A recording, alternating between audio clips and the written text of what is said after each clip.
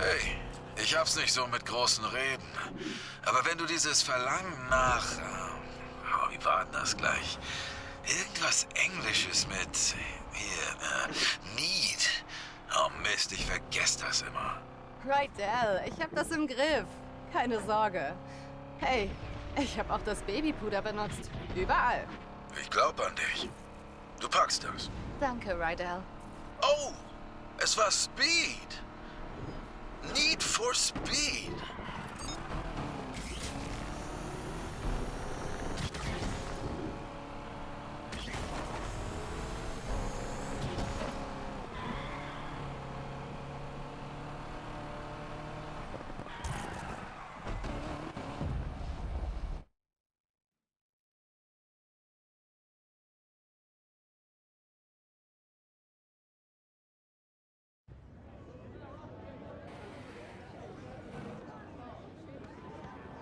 Hey! Wer von euch wird heute reich, ha? Du?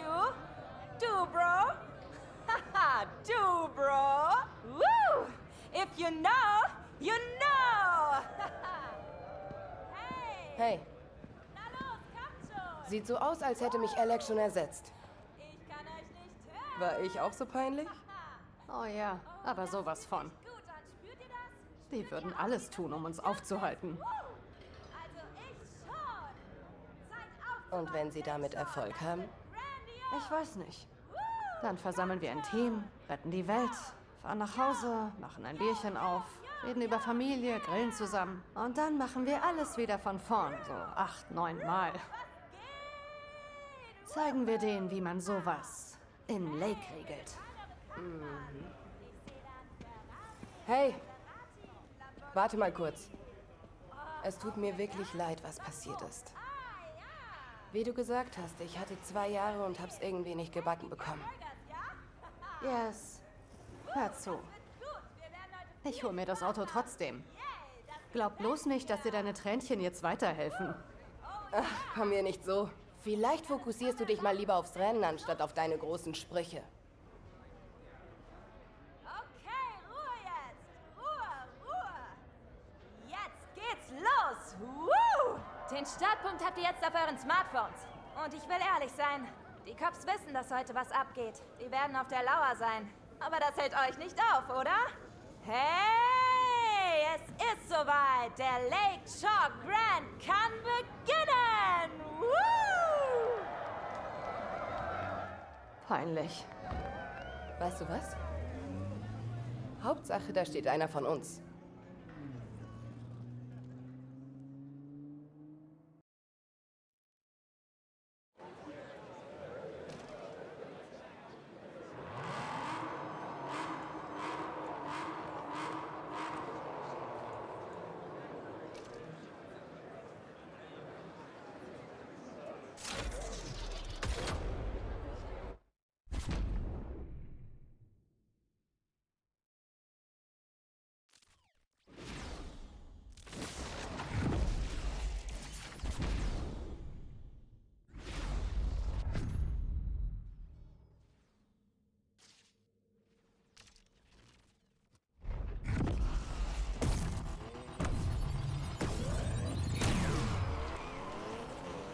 Ich freue mich schon drauf. Willst du dir wirklich so einen Vorteil verschaffen?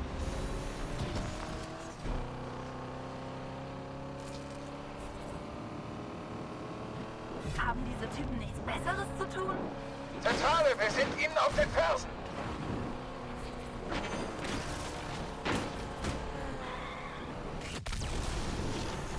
Du meinst echt, dass du das Rennen gewinnst, hä?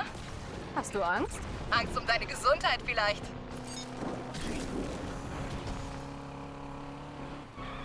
An mein Talent kommst du nicht ran. Das zählt nicht. Ich war abgelenkt. Hallo? Willst du irgendwas Bestimmtes von mir?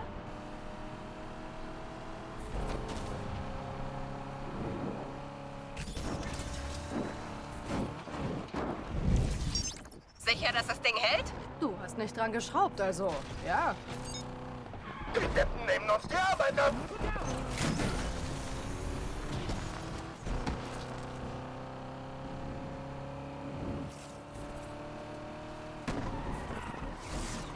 Interceptor ist als erstes vor Ort.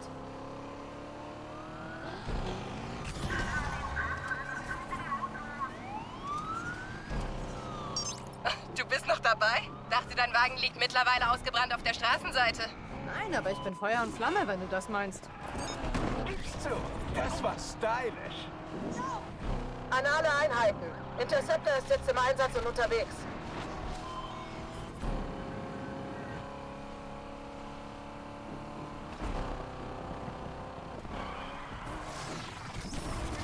Was? Hast du gar nichts zu meinen Chancen zu sagen? Sorry, bin gerade beschäftigt. Kann ich dich später ignorieren? Ah, verdammt! Wir wurden gerade ordentlich gerammt.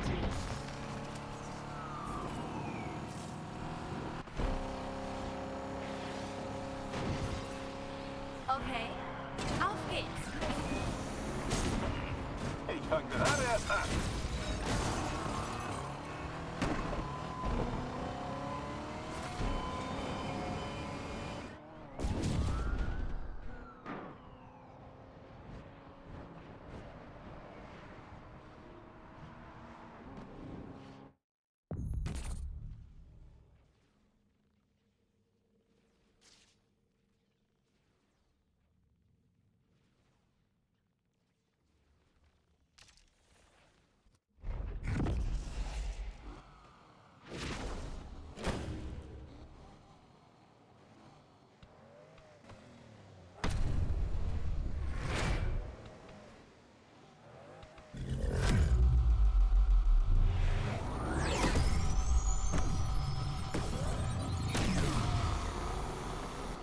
Bist du dafür echt bereit?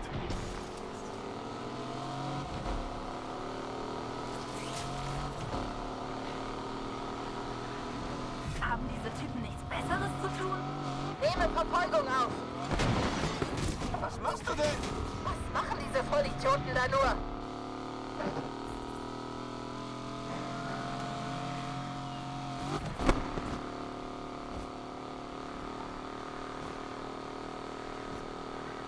Erste Runde geschafft. Hätte nicht gedacht, dass du das Zeug hast.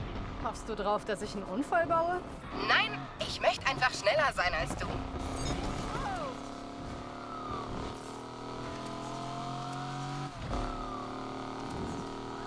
Bei mir sieht das so einfach aus.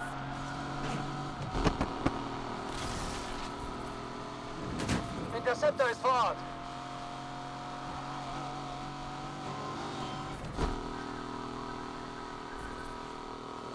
Ich kann es dir leichter machen, wenn du willst. Ach ja? Und wie machst du das? Rückwärts fahren? Probier's mal. Vielleicht bist du so schneller. Dein Fahrstil ist gut. Erinnert mich an Rennen. Interceptor ist jetzt hier, um auszuhelfen, Team.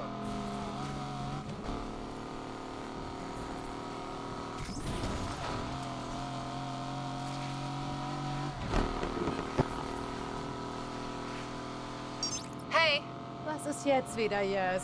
wollt nur checken, ob du noch im Rennen bist. Fährst du mit verbundenen Augen? Würde einige Dinge erklären.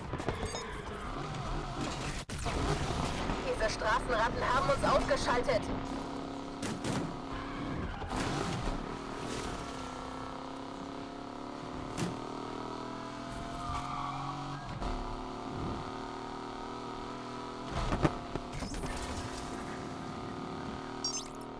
Machst du dir langsam Sorgen, dass ich den Wagen gewinne? Du solltest dich konzentrieren, damit du keinen Unfall baust. Oh, ich bin konzentriert. Und zwar auf den Sieg. Das kannst du besser. Obwohl, was rede ich da? Vielleicht auch nicht. Du fragst nicht meine Nebensätze, aber du denkst, du könntest das Auto gewinnen? Ich habe Ryder versprochen, es locker angehen zu lassen. Wir sind da.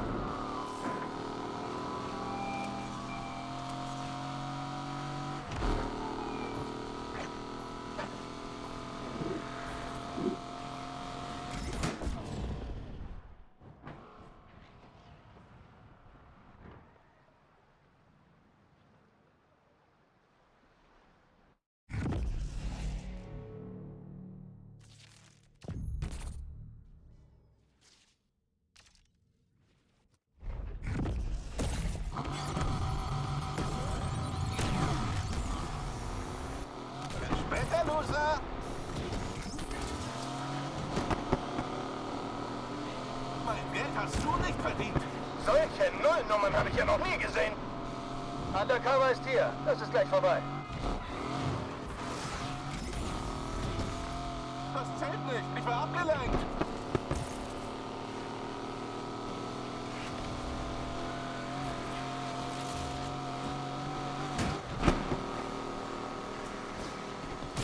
Erste Runde geschafft. Hätte nicht gedacht, dass du das Zeug hast.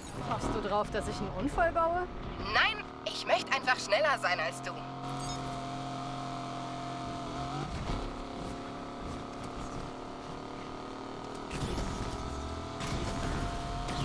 Ich streng mich noch nicht mal an.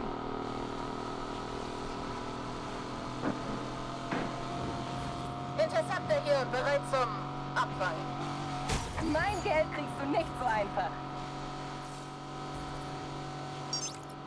Ich kann's dir leichter machen, wenn du willst. Ach ja? Und wie machst du das? Rückwärts fahren? Probier's mal. Vielleicht bist du so schneller. Zentrale, Interceptor ist vor Ort. Geht doch gleich auf. Noch kann ich gewinnen. Hey, Was ist jetzt wieder, Yes? wollt nur checken, ob du noch im Rennen bist. Fährst du mit verbundenen Augen? Würde einige Dinge erklären.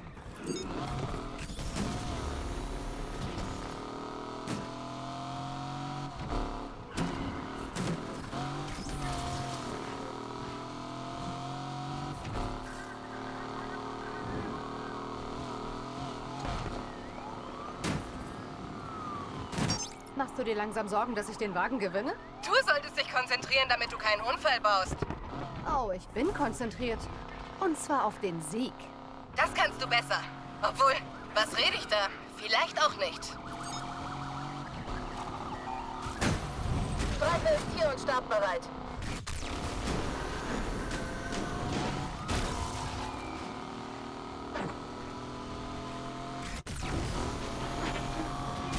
Ja, das tut weh.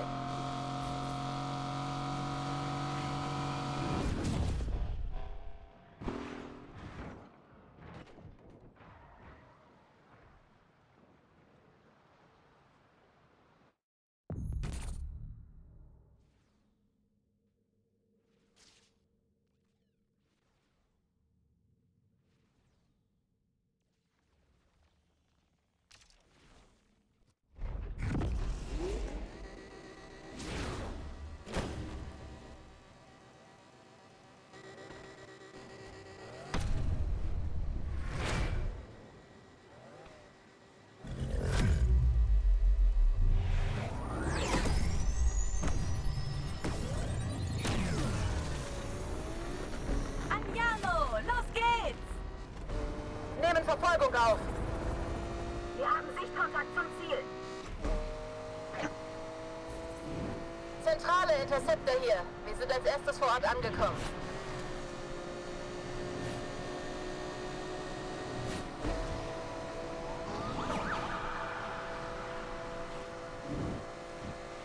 Was ist los, Yes? Du bist auf einmal so still.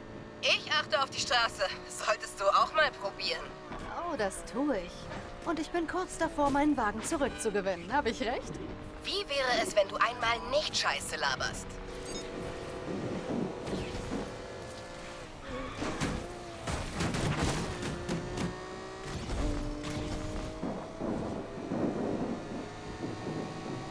Zentrale, wir haben das Ziel entdeckt. Ist die Lackierung von dir?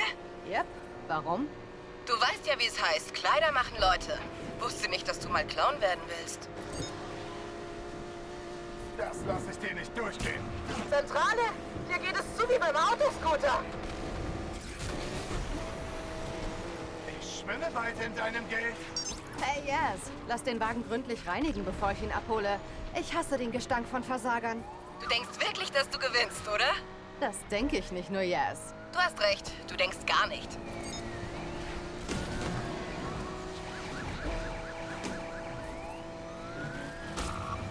Das Ziel kriegt wohl gerade einen Wutanfall. Der Heli ist vor Ort, Zentrale. Aufgepasst, Ich muss zugeben, ich bin überrascht, dass du noch hier bist. Was ist los? Bist du meinem Talent nicht gewachsen? Wenn das Talent gewesen sein soll, dann bin ich die Göttin der Straßenrennen. Du packst nicht meine Nebenwette, aber du denkst, du könntest das Auto gewinnen?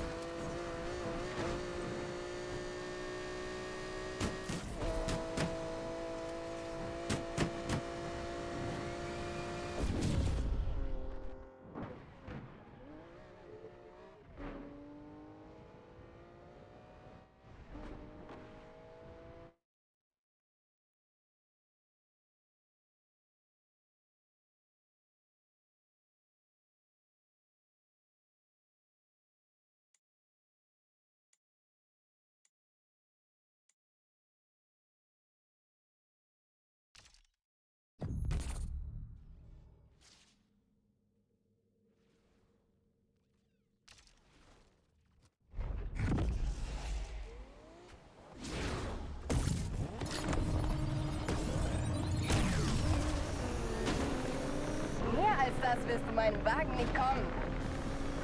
Wenn du mein Geld willst, musst du dich schon mehr anstrengen.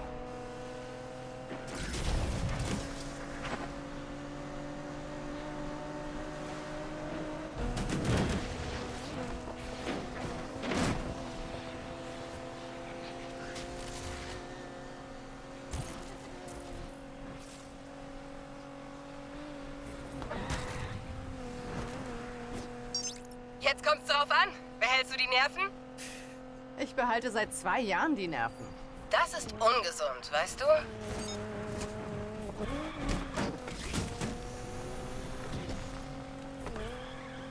Wirke ich besorgt auf dich?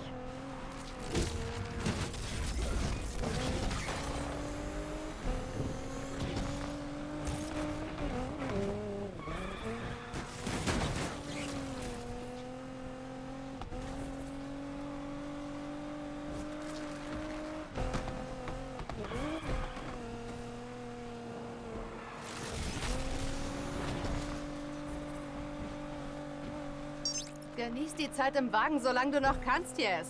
Lange hast du nicht mehr. Oh, du hast recht. Er sollte wirklich in ein Museum.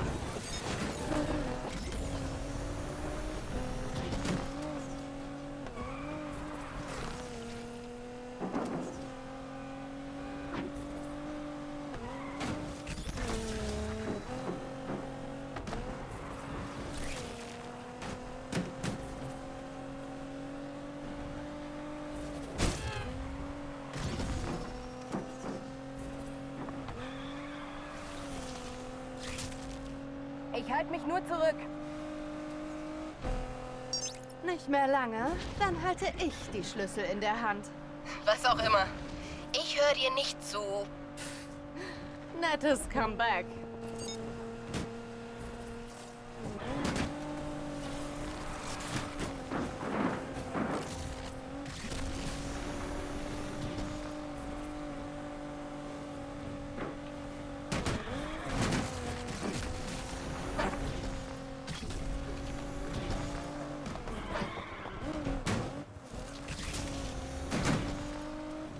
Das letzte Stück.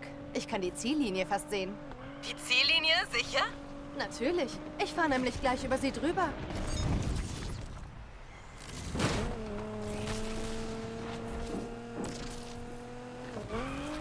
Du packst nicht meine Nebenwette, aber du denkst, du könntest das Auto gewinnen?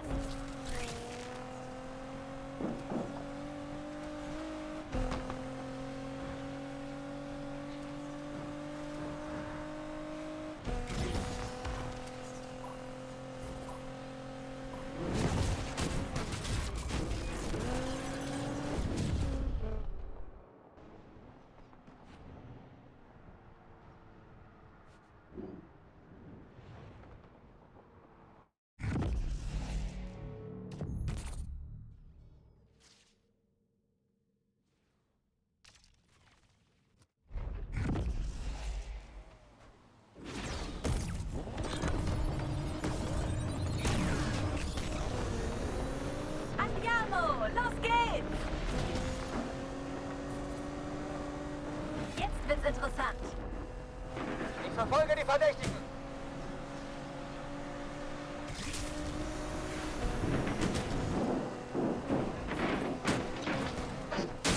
Zielfahrzeug wird das nicht überstehen. Zentrale, wir sehen die Zielperson. Wir nehmen die Verfolgung auf.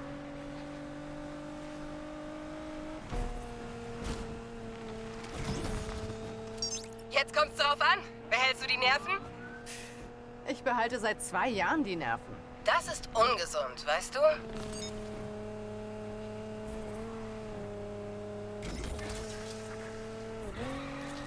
Nur der erste Platz zählt.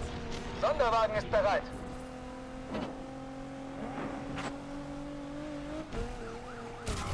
Der Wagen rammt uns.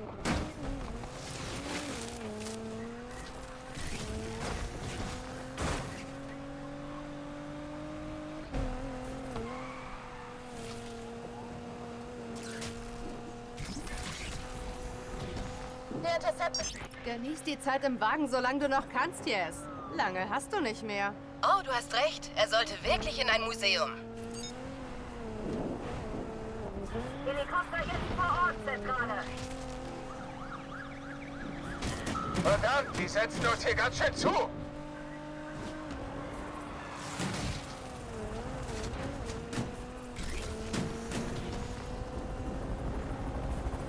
Der Interceptor ist da, um diesen Punk abzufangen.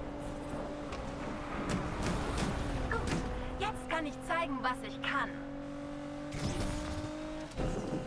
Nicht mehr lange, dann halte ich die Schlüssel in der Hand.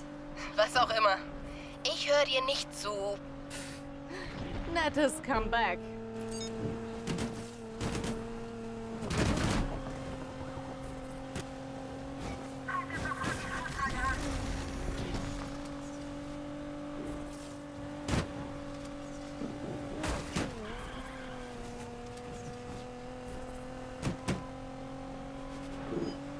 Luftunterstützung dreht um.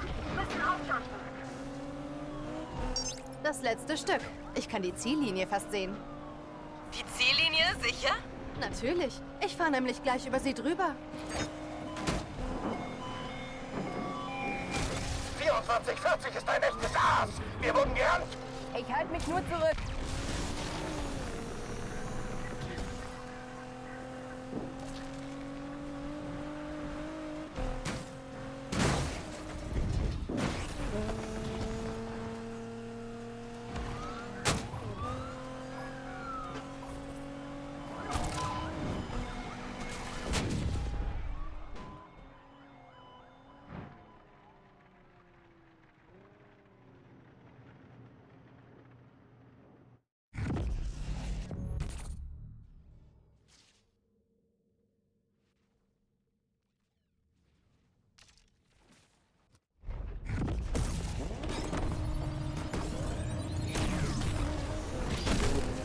Den Wagen gewinnst du nicht. Wenn du mein Geld willst, musst du dich schon mehr anstrengen.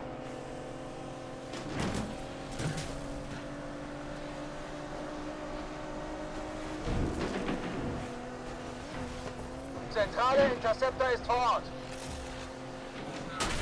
Shit, da ist mir fast die Zahnfüllung rausgefallen. Wir sind jetzt vor Ort und bereit, Zentrale.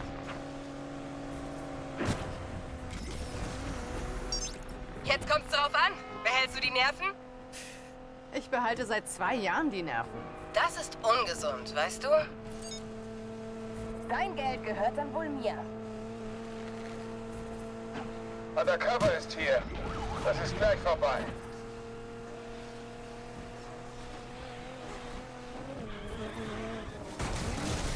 Der Heli ist vor Ort, Zentrale.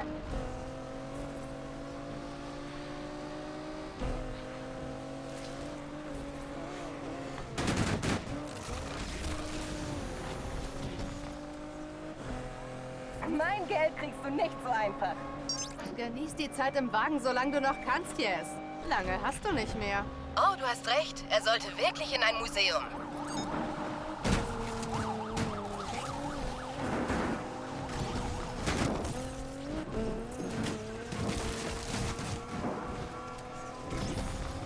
Verfolgung der Zielperson wieder aufgenommen.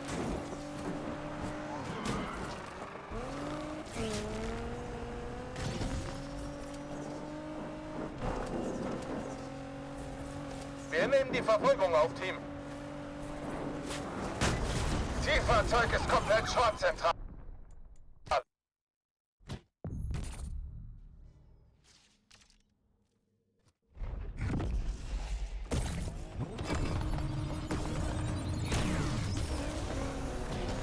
Oh, wie süß. Du denkst, du hättest eine Chance gegen mich.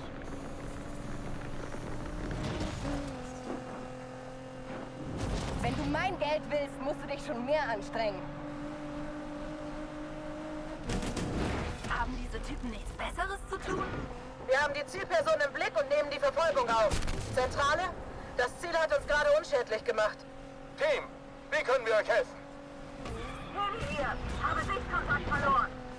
Jetzt kommt's drauf an. Behältst du die Nerven? Ich behalte seit 2 Jahren die Nerven. Das ist ungesund, weißt du? Sonderwagen wird sie fertig machen. Zentrale?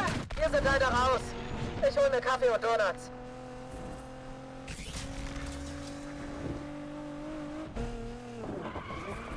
Allradwagen ist da. Wow!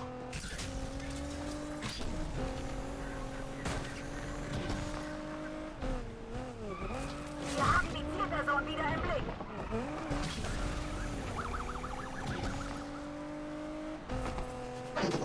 Interceptor leistet unter... Genieß die Zeit im Wagen, solange du noch kannst, Yes. Lange hast du nicht mehr. Oh, du hast recht. Er sollte wirklich in ein Museum. Runter von der Straße, du dummes Schwein!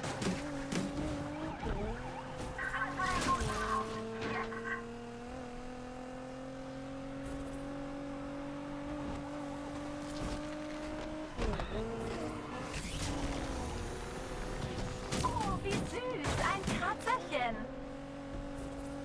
Interceptor ist jetzt hier, um auszuhelfen, Team. Ja, wir sind raus. Wir sind echt tough. Meine Kohle kriegst du. Aber mein Style hast du nicht. Nicht mehr lange? Dann halte ich die Schlüssel in der Hand. Was auch immer. Ich höre dir nicht zu. Nettes Comeback.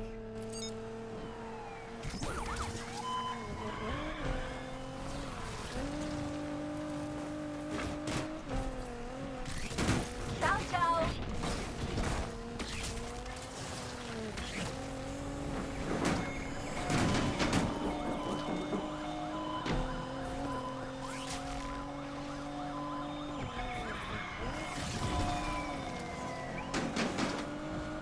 Das letzte Stück. Ich kann die Ziellinie fast sehen. Die Ziellinie, sicher? Natürlich. Ich fahre nämlich gleich über sie drüber.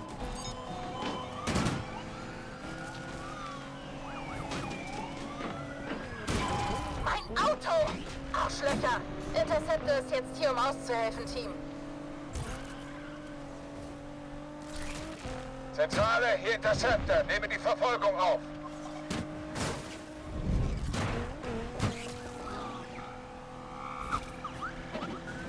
Ja, wir sind raus. Wir sind echt tough.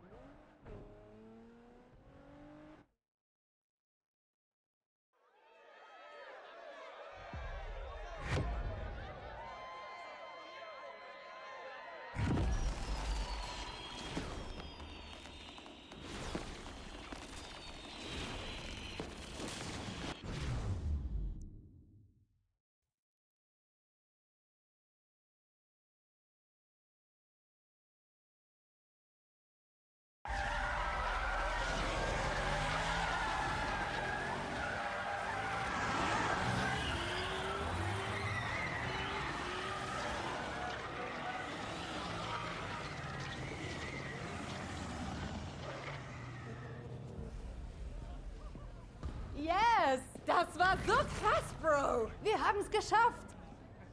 Wuhu! Jeder liebt die Underdogs. Ach ja? Was ist mit Alec? Pleite ist der Mann. Wegen dir. Ich check's nicht. Wieso macht dich das happy? Oh, hast du wirklich gedacht, ich arbeite für Alec? Wie oft muss ich dir das noch sagen, Speedy? Man setzt niemals nur auf ein Pferd. Wenn ich gewinne, gewinne ich. Wenn ich verliere, gewinne ich auch. Ha! Merk dir das, Jasmine. Loyalität wird überbewertet. Nein. Sehe ich anders. Hey, Bro. Nimmst du mich mit? Hey. Hast du dir verdient. Sei nur vorsichtig. Sie hat mehr Power als noch beim letzten Mal. Noch mehr, hä? Rydell würde sicher gern sehen, wie viel Arbeit du da reingesteckt hast. Meinst du echt? Ja, und irgendjemand muss mein Auto doch in die Werkstatt fahren. Versuch mitzuhalten.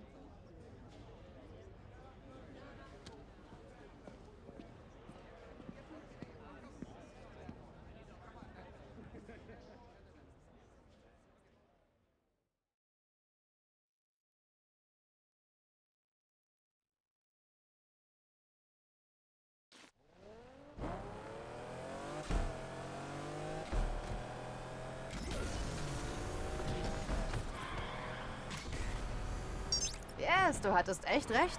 Das Ding ist schärfer als eine Chilischote. Sag ich doch. Siehst du, was ich mit dem Wagen alles hätte tun können? Zum Beispiel einen Unfall bauen? Schon vergessen, wer das Rennen gewonnen hat? Du hast ein paar Mal die Nerven verloren. Nur du hast heute was verloren. Autsch, das tut weh. Zu früh? Bleib einfach locker, okay? Ich habe 2 Jahre lang gewartet. Locker kannst du dir klemmen. Wie du willst. Aber ich hab dich gewarnt, okay? Du hast echt viel Arbeit reingesteckt über die Jahre. Tag und Nacht. Man sieht's. Kaum zu glauben, dass du selbst in dem Wagen nicht gewonnen hast. Du wirst mir das ewig vorhalten, oder? Natürlich. Die Stadt ist voller Erinnerungen. Und jetzt ist es unsere Stadt. Wir sind richtige Lakeshore-Legenden geworden. Wir haben immer noch viel zu tun. Und es wird nur noch schwerer. Alle an der Spitze wollen dich umstürzen. Das kannst du mir glauben. Das können sie ruhig versuchen, solange ich diesen Wagen fahre. Rydell wird bei dem Anblick durchdrehen. Wird er damit klarkommen, wenn ich aufkreuze? Wieso denn? Weil er stur ist? Schon mal in den Spiegel gesehen? Ich bin nicht stur. Ach ja. Weißt du noch, als du dir das Jumbo-Chili-Sandwich mit den ganzen Extras bei Deerings bestellt hast? Und? Er meinte, das kriegst du niemals alles runter, Kleine. Okay. Doch du hast dir immer mehr reingestopft. Bis ich Rydell vollgekotzt habe. Und er meinte? Bestell nächstes Mal einen Salat, der wäscht leichter raus. Er fehlt mir. Er vermisst dich auch, Yes. Mal sehen. Du hast einen Fehler gemacht. Und wenn schon. Wo wir bei Fehlern sind. Ja? Was ist mit Miss? Fahren wir für die Papiere? Gott. Willst du echt den Moment ruinieren? Machst du dich heute etwa nur über mich lustig? Es gibt nicht viel zu sagen. Ohne sie hätte ich das Grand verloren. Du hast mich also ersetzt. Tess kann dich nicht ersetzen. Sie kannte nicht mal den Unterschied zwischen einem Schraubenschlüssel und einem Drehmomentschlüssel. Das glaube ich dir sofort. Sie kennt allerdings den Unterschied zwischen Süßkartoffeln und Jamswurzeln. Da gibt's einen Unterschied? Du hast keine Idee, was sie vorhatte? Ich hatte so meine Zweifel. Aber mir ging es vor allem darum, dich zu schlagen. Das habe ich wohl verdient. Aber Leute wie Pinks denken immer nur an sich selbst. Kann sein. Aber jeder verdient eine zweite Chance. Eine Gelegenheit, sich zu bessern, nicht wahr? Okay, okay. Ich verstehe die Ironie. Ich kann es kaum erwarten, die Werkstatt zu sehen. Musste gerade dran denken, wie Rydell mich immer rief, wenn er Rory nicht finden konnte. Witzig, ich habe gehört, wie er letzte Woche mit Rory gesprochen hat. Was hat er gesagt? Wieso finde ich dich mittlerweile immer da, wo ich dich hingelegt habe? Ich habe ihm gesagt, dass du Rory immer versteckt hast, um ihn zu ärgern. Weißt du, vielleicht sollte ich umdrehen. Yes, wehe, du verschwindest mit noch einem meiner Wagen. Kann dir nichts versprechen. Weißt du noch, wie alles anfing? Ja, natürlich. Nur ein paar Spinner, die nichts zu verlieren hatten. Wir dachten, wir könnten einfach sofort alles gewinnen. Du dachtest, wir können das. Ich war da ziemlich realistisch. Mag sein, aber ich kann dir das mit der Brücke immer noch nicht glauben. Das hätte unser Ende sein können. Aber der Nervenkitzel, der war schon was. Dafür leben wir. Wir haben Benzin im Blut. Genau das meine ich. Aber ja, das ist gerade erst der Anfang. So ist es. Außerdem fehlt in der Werkstatt einfach etwas. Was? Die Jasmine-Magie. Wir haben uns ausgeschaltet.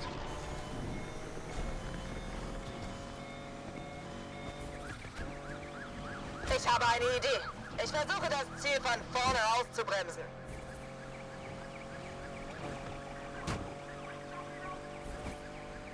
Hat hier jemand Jagd gesagt? Interceptor hier und bereit loszulegen. Ziel wird langsamer.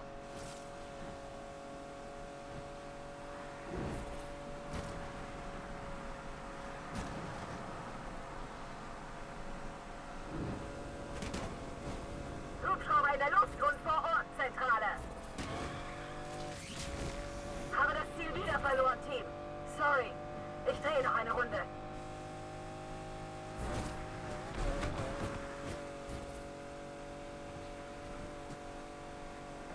Sonderwagen hier. Wir nehmen die Verfolgung auf.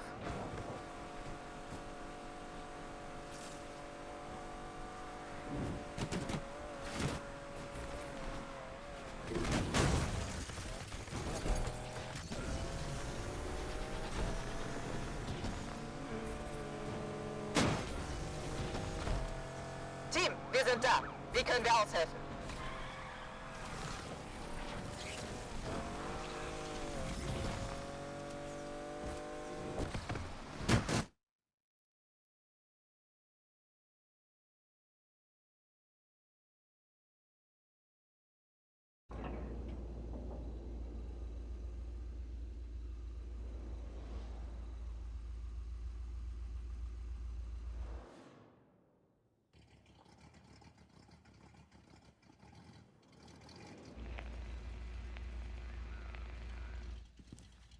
Sieh mal, wer da ist. Sie klingt umwerfend. Und riecht auch richtig gut.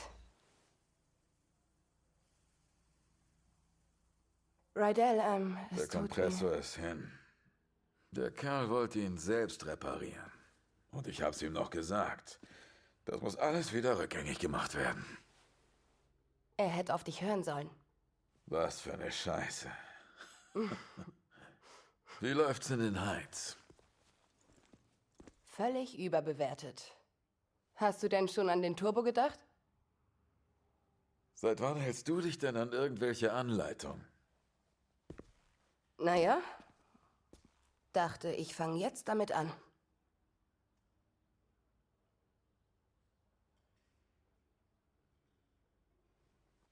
Das klingt doch gut.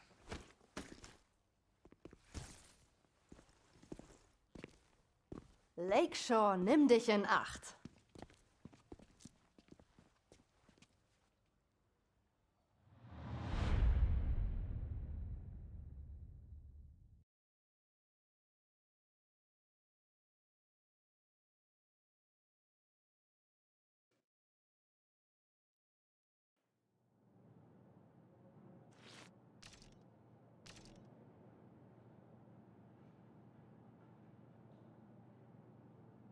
Street racing started in the street, right? So it's street. Hip hop is street. When you think about urban wear, which is skateboarding brands, which is called streetwear, it's all from the hood. And it doesn't necessarily mean it has to be a urban metropolitan or like hood. It's just for racing, for hip hop. Oh, as far as the correlation in hip hop, street racing, the big rims and shit like that. Spinners. Spinners were made to try to cool down exhaust and all of that shit. We took it to hip hop in the early 2000s. All the ballers had spinners on their trucks and all of that shit, 24-inch rims. Even decking your car out. The car culture is really like essentially a street and hip hop culture. Struggle. That's what everyone comes from. So hip hop started from struggle. It was people who would take their parents' records, right? And they knew that in the beginning of this record, it's 10 seconds that the drum is just looping. What they'll do is put that on the Serato turntable, and then they'll loop that 10 seconds, and that's your beat. Then they'll take another record, put it on the other side of the turntable, and that gives you your percussions and your hi-hats. And then they just take a microphone and rap. Hip-hop was, the foundation is built off sampling initially, like essentially. And that's the whole, that's what we do. So I think everything that goes into it, I think the struggle speaks out the best. And we all know that. It's the struggle. Everybody who wasn't like born with a silver spoon in their mouth, even those born with a silver spoon in their mouth, they always feel a need to show that they're worthy, that they need to show their parents, man, I'm not just no hedge fund baby. Like, I got this. I know rich born billionaire who own multi-million-dollar businesses by themselves, and it's not no Trump thing where the dad gave him only a $10 million loan. Like, what the, you know what I'm saying? It's like people who do it themselves. And I think that even if you have a silver spoon, just keep going, because if you stop, bro, you can't afford to stop. No one can afford to stop, because if you stop, it's over, and that's the truth. And for lack of better words, in the most simplest terms, if you stop, it's over. We all share the same thing, which is struggle.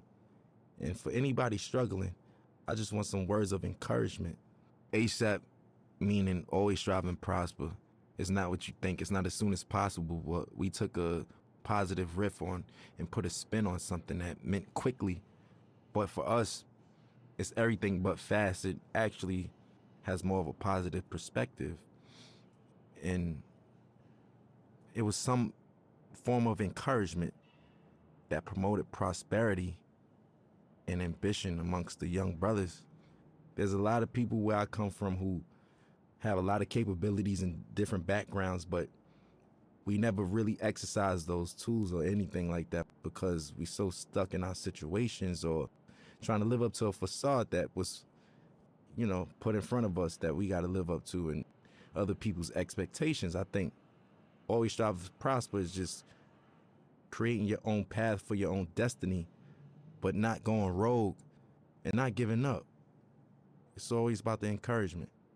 I think the message for striving is easy. It's because it's so easy to give up. It's so easy to give up. You could give up, you could start doing, you could give up and you could just stay at home or, give up all aspirations. You could give up on life. You could give up on your friends, yourself, your family. I think prosperity is just what we all want in the long end and what we hope for. And that's what we work towards. Because I think this phrase and this crew is supposed to show you that if you strive, you shall prosper. Everybody has some type of support. So, I don't think that it's wise to try to take on everything as an individual by yourself, but you don't necessarily need a crew. It just worked out for me. We formed this brotherhood and this brothership because we don't have that where we from. Every time there's always an organization of guys from the urban community getting together, we labeled as a gang or some type of terrorist party or something like that. We just wanted to do something positive.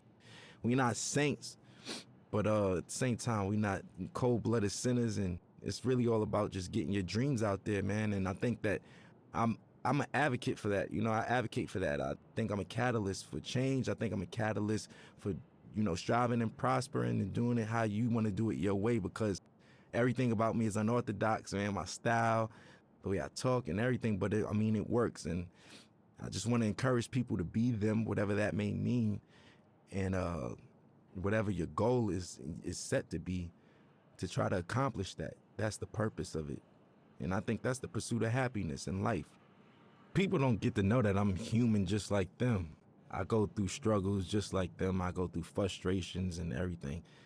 As far as my accolades and accomplishments go, it wasn't easy, and like I said, I'm just as normal as everyone else when it comes to that matter. People just assume once you're on superstardom that you kind of don't bleed or, or shit or sleep or anything. But for me, it's more so just just showing people that we're all relatable in the same sense, that we all are the same in the same sense, because I deal with everyday struggles just like anybody else. Most of the time, a common person only correlates struggle to economic problems or, financial problems, but everybody has problems regardless of if it's economical or not. So what would you do if you had the mindset that you have now and the knowledge that you've gained throughout the years, and you could kind of like teleport back to your old self back in, 2007 and whatnot? I wouldn't change anything. I think that those struggles is what got me here in the first place, right? And I don't think that my destiny was written in another way. So I kind of feel like the purpose of everything happening is meant to happen in that sense. As far as the keys to the game, and what I will say is that every game, every category, every margin changes. Everything. Some things change back to its original state, and some things change in hybrid to a whole nother state. Or, you know, the evolution keeps going with everything. Some things are in style in the 60s and it comes back in style in the early 2000s, and so, you know, so on and so forth. The game always changes. I think the best thing to do is just try to adapt with that, but still being yourself, you know, because there comes a time and place where I don't think a lot of people, you know, they forgot what it is to be an entertainer for the most part. Nowadays, being an entertainer is more so being a clout chaser or being somebody, for, you know, lack of better words, somebody that's always in the public eye for no good reasons, for all the wrong things, you know, for all the wrong reasons. And staying true to it. For instance, I'll give you an example of what I mean by that, because that was a vague statement. Nowadays, TikTok is what every artist has to appeal to. Rapper, singer, pop artist. You have to go viral on TikTok. There's artists that don't even have a platform on TikTok, and they're big, you know, such as myself. I'm barely on it. I check it out to, you know, for entertainment purposes like everyone else, but I don't really utilize it for my career as I should be. Now, I'm not opposed to it, but people's music is changing nowadays, and it's more appealing to the algorithm of TikTok. So will it grasp your attention in the first 15 seconds, or would you swipe past it? Will it do this? All of those factors don't even matter to me, especially when I'm making music, because I know the name of the game is to stay with the time and flow and new swagger and pace of things, because there's always a radical change in whatever you do in any industry. But I'm gonna stay true to myself, because once all of the 6ix9ine and the clout chasing stuff is all said and done, and, you know, those guys can't do shows and this and that and this and that, this the legacy artists who are there, who knows the difference between changing time and adaptation. And that's the point I'm trying to make. For me, morally, I just want my son to be open-minded, creatively, everything. You know, personally, I just want him to be open-minded. Nobody wants a bad seed, right? So we all pray for the same thing. I just want to have a normal child that expresses himself through his art or artistically, and, you know, something like his dad in that matter. You know, I want him to be free, man. Like, I don't want him to discriminate against people, prejudice, none of that shit, you know? None of that bullshit, man. My stage name isn't my real name, which is named after the God MC, Rakim himself. I felt like that was like if I was a basketball player, I got named Michael Jordan. You know, that's like somebody in this day and age being named Jay-Z or Kanye, like, you know? Like, that's what that's equivalent to. I felt those shoes were so big to fulfill. I felt like I needed to earn my right to even call myself that. Just me, personally. Internally, I felt that way. And I got his okay. And, you know, my nickname I got from Mos Def, Pretty Flacco. His is Pretty Flacco Bay. That's why Yeah, so I get all my names from, like, rappers and stuff. And as long as I get the green light, I run with it. And I just try to make them proud within my legacy and lineage. Like, I just want to do the right thing and knock down doors that they never did and accomplish things that they never thought that they could do. Because whoever comes after me got to do it bigger and better, you know? And that's all I want to do, is just make sure that we line it up for long legacy in this genre, man. We still strong. Going on 40 years, man. We still here. I want to make everybody proud, you know? That's just me. I'm eager to do that. I want to make everyone proud, honestly. You know, and even you guys, just being able to say, I worked with that guy. You know what? I respect his shit. I like his shit. I'm proud of that kid. Like, I with him. That's what I want. That's what I'm in it for. That's what I do it for. You know what I'm saying? And that's never going to change. I'm never going to be too egotistical to say, oh, you know, I'm richer than the rappers I was named after, and I did this and that, and I don't give a, you know, that's just whatever.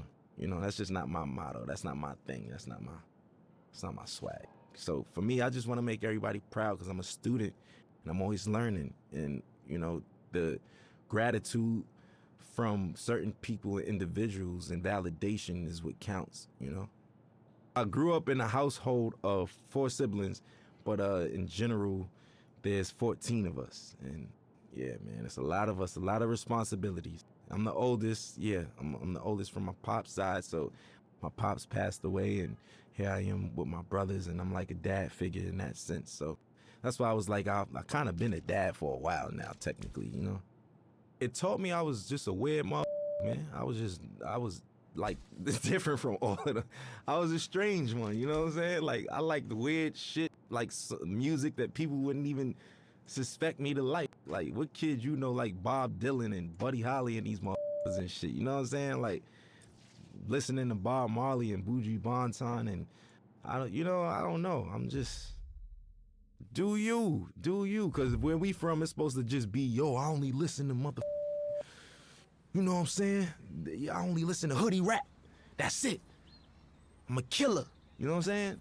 That's the attitude. But now it's just like, if you're not on that, you advocate for and all that. If not, it's just, you know, it's braggadocious shit. Not to say that I don't have that in my rhymes. That's just the culture we come from. But I think that there's more to me than just like that layer of just braggadocious, lackluster shit, you know, that everybody's doing, and the layers go way deeper than that, you know. And I want you to invent your own style, right? On top of that, your rapping capabilities have to be God level. And when I say that, I mean you got to be able to go on your index and pick different flows, different cadences, and, you know. Also, I think what makes you a really, really, really dope MC today is when so many people from different backgrounds with you and can relate to you or listen to you, you know. And it's just like so many people speak to one demographic or target one demographic, but when you have that wide range of just different people and different backgrounds that come together and can agree upon like the body of work or just that artist in general, I think that's what makes you like God MC and somebody who doesn't do the whole bells and whistles cheat code clout thing. Like, you know, that's just it. I was on my way over here and I was talking to my boy, and we were just talking about how the kids are now like saying like, you know, Future had a way better album than Kendrick Lamar, and nobody want to listen to Kendrick. And I was flabbergasted. Like, what the you know what I'm saying? Like, I'm trying to figure out what day and age am I living in that people's, like, granted, you could like Future over Kendrick, but where do you get off saying Kendrick is ass and his music is mid? Inspiration. That's what makes a dope MC. Look, if you can inspire motherfuckers and shit like that, yes. So individuality, rapping capability, a sign of development and being mature, and last but not least, inspiration, man. If you can inspire, you know what I mean, people from different backgrounds and all that shit, and reach on those people, that's what I feel like is like technically God MCs. You know, life throws you lemons. I make Sprite remix while everybody's drinking lemonade and shit. You know what I'm saying? Like, I just like to make the best of each situation. You can't stop, man. Life is gonna throw you lemons. There's gonna be days that you just feel like you can't even get out of bed. Today was one of them, you know. But everybody on the screen laughing and shit, but it's true. It's true though, you know. It's just like it's one of those things where what keeps me going is the passion to create.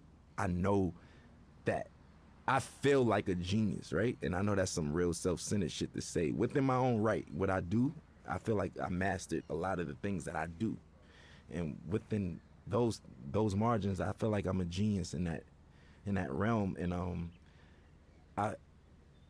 I wake up every day for change, man. I want to invent something new. I want to design something new. I want to say something new. I want to direct something new. I want to write something new.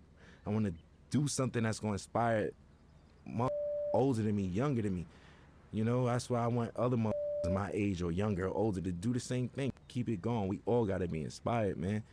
You know, it's just like, I'll use this for example. Like, if Need for Speed gave up, they would have gave up a long time ago, because we got Grand Theft Auto. We got Gran Turismo. We got this, that. What the does that mean? I don't have nothing to do with Need for Speed. You get what I'm saying? I'm trying to make an analogy connect out of this, but you get what I mean? You still keep going, and we gonna make the best out of it. You make the best out of it, not saying, or we making the best out of a shitty situation. No. I'm saying you make the best out of what the best is, you know, and that's what I want to do. And that's what gets me up every day. My folks in there could tell you, every day my conversations, when I was 16, where the hoes at? Where the bitches at? Where the girls? Yo, you going shopping? Oh, I ain't got no money. That was it. Now, what's the new designs? Yo, did you see this video? Look, we should do this. Hey, this would be dope on stage. My boys give me, like, that's just where I am now. And that's what wakes me up. I hope I'm not being too boring right now, but it's the truth. I want people to know that, especially about me, I have insecurities, I have obstacles, I have ambitions, and I have failures, just like everybody else, just like all of us. And best part about life is waking up to be able to accomplish it again and do better. And that's it for me, man. And I know it sounds positive and that's the truth, though. And I hate to sound so boring and shit, but it's the truth. You feel me? Like, that's it, man. That's what we in it for. And I want to encourage the young motherfuckers and people who even from other cultures that just get into the culture. It's never too late.